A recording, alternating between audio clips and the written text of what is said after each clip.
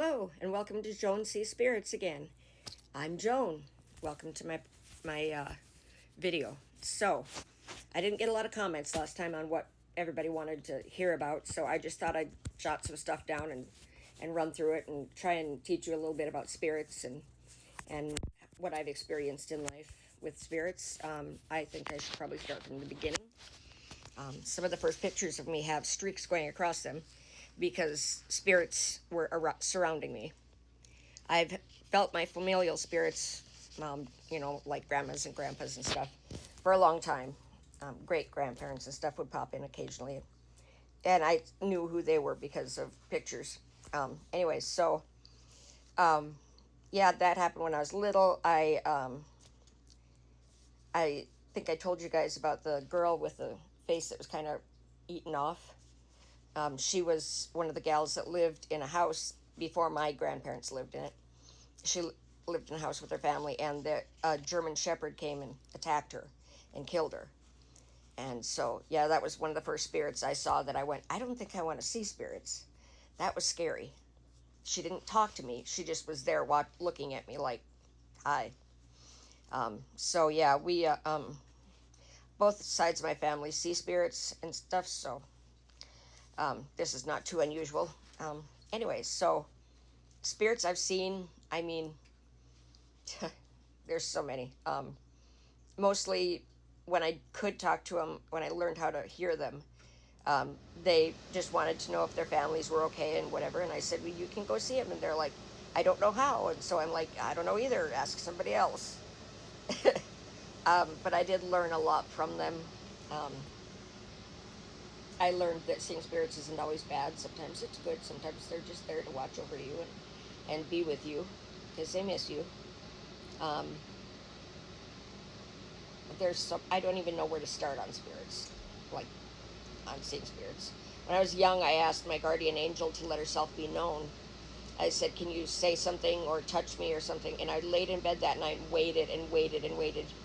And very quietly, I could hear the word kiss, like she was giving me a kiss, but I could feel the breath on my ear. It was weird. I covered my head up after that. I was like, nope, I don't want to see it. Nope, too scary.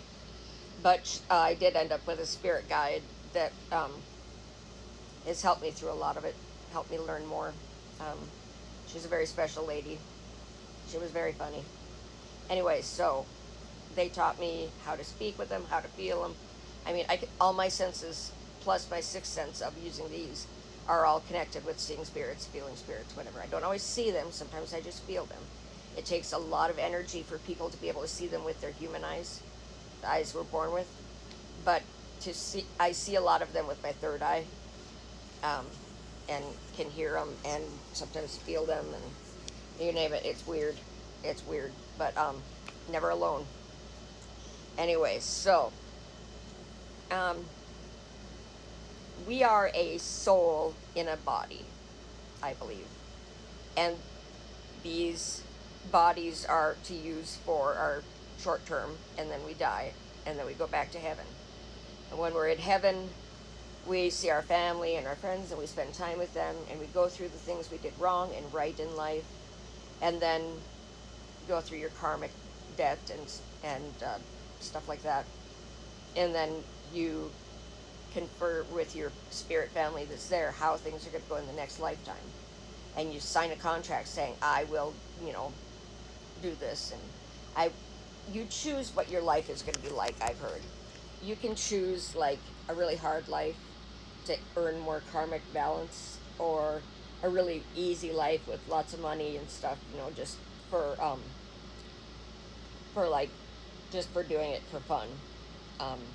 I guess I don't know how that worked, but nobody's really talked to me about the being rich part. But anyway, we all agree to come back in our next lifetimes together.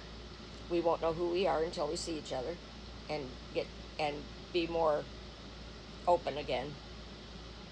Let's see, spirits are not just humans too. Anything that has a soul, which is pretty much everything, can be a spirit. My cats have come back to see me. My dogs have come back to see me.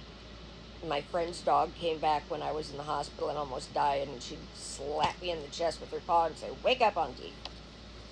So yeah, animal spirits are a very real thing, and they watch over you and they help you find your next pet. Um, I'll talk more about that on another episode. Um, this one is just kind of hitting different bases, saying and asking you what you want to hear, what you want to learn about. Um, let's see, we've got karmic debt. We've got our contracts that we sign. I signed a contract saying I would be psychic, but I would also be disabled and have physical pain for a good, like 3/4 of my life so far. It's been very, very painful. Um, sorry, I gotta get a drink. My mouth is dry. Yeah, that's better. So yeah, we all make our decisions there, and sometimes if something really bad is going to happen, we'll come back for a little bit, but we'll leave before we're born because it would have something would have changed that would have made something bad happen, and we didn't want that to happen. So we just decided to come back as somebody else, and the spirit people from our other family come back in spirit form to be with us. I mean, there's a lot of them. I got a lot of spirit family. I did family history stuff for our family on my mom's side, and man, we've got a lot of family, and on 23andMe, we've got a lot of family. Anyway, let's see. Um, do we want to talk about auras a little bit? Aura is the colors, the energy that you give off. They're usually colored. Um, I had to learn really hard to see auras because I couldn't really for the longest time. And then one day I could see them, and I was like, oh, God, that's weird.